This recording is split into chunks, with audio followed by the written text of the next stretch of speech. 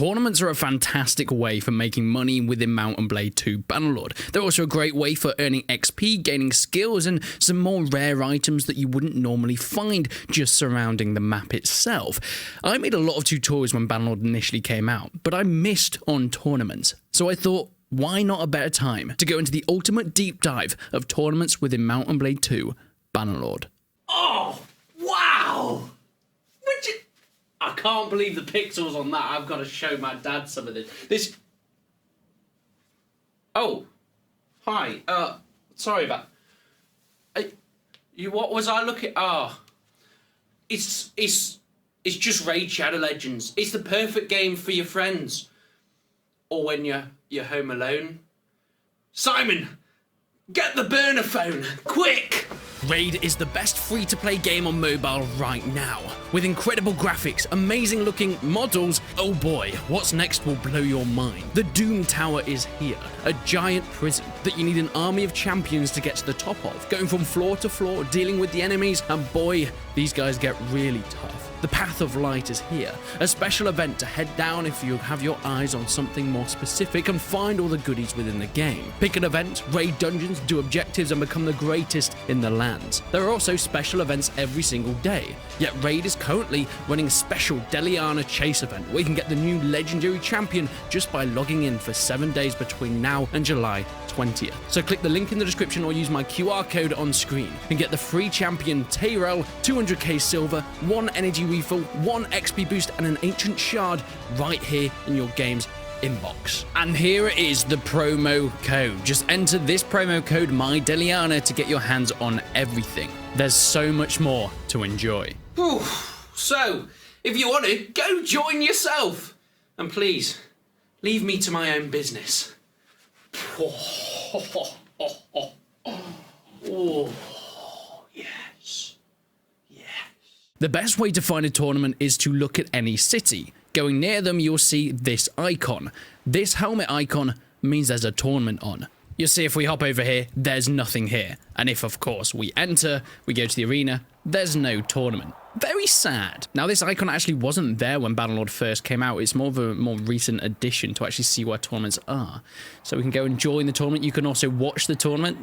Nah, let's not do that. Let's join the tournament. But why would we want to join tournaments? Well, tournaments, of course, give you some great prizes. Most of them are kind of random, but you can get some decent stuff here, along with a lot of money as well. Let's take this tournament, for example. What we're going to be getting here is a tire hung.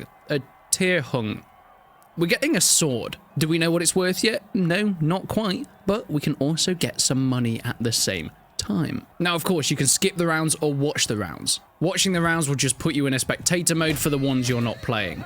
Most people probably won't do this. It's not that interesting watching AI fight.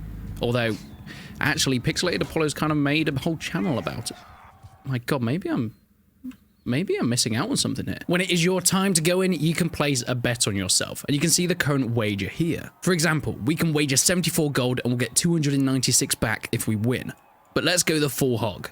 We want that 600. Do I really need to add into the tutorial how to win battles? That's kind of the game. You just throw stuff at them. That's it. Ow. Oh, God. As you can see, we've been rather unfortunate by spawning, well, with javelins. Nobody wants javelins. But as we'll get onto a little bit, there is actually a way to tell what you're going to spawn with and the kind of weapons that you're going to be using within each tournament. Never! No!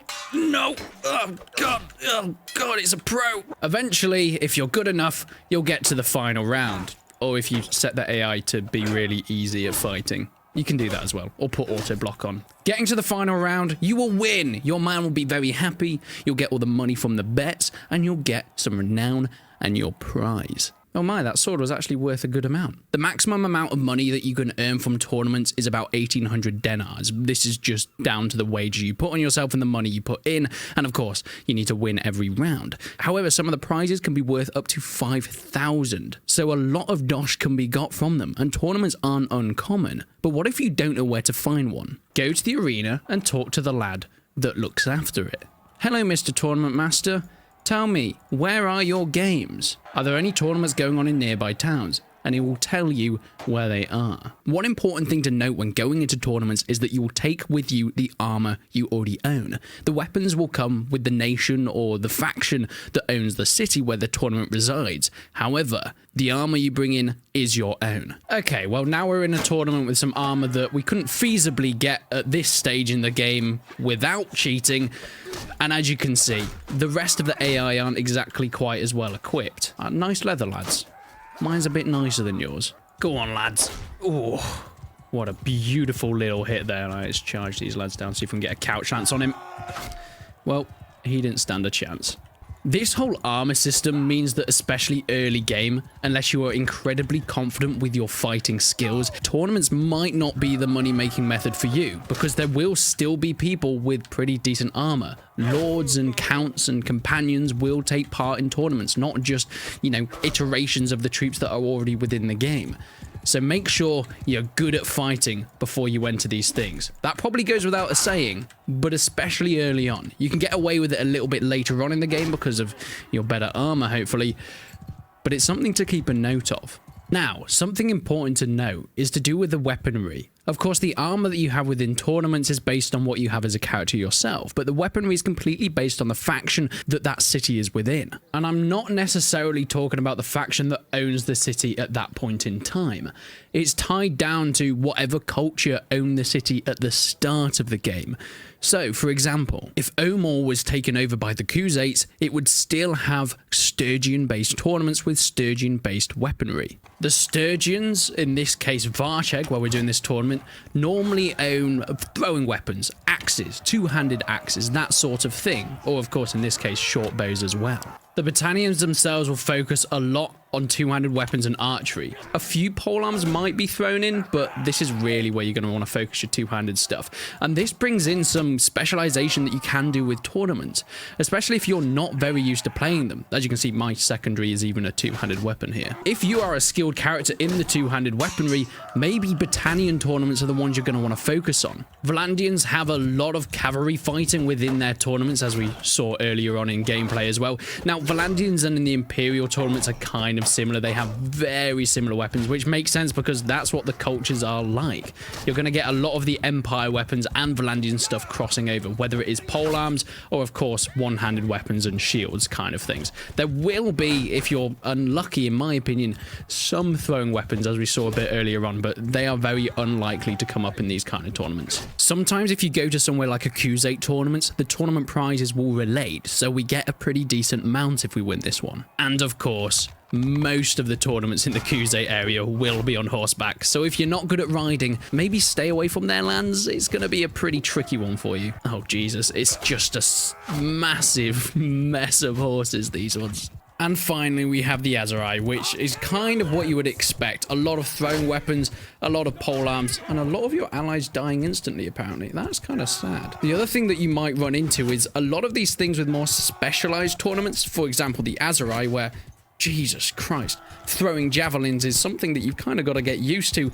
The people that you'll be fighting against will be used to it, so they will be a bit better at that trickier to use weaponry that you will be confronted with, making Azerai, in my opinion, one of the harder tournaments to win. Don't get me wrong, they're all pretty similar, and depending on your fighting style, it will kind of change for you, but for me, Azerai is always a little bit trickier. And there we have it. That's the tournaments explained within Mount and Blade 2 Bannerlord. They haven't changed too much since the release, apart from a few balancing issues and, of course, how you actually find tournaments in the first place. But I still think there's a lot of variation within the tournaments themselves, especially when it comes to mods, being able to put on tournaments and being able to manage them when you really delve deep into it. But I think that is for another video.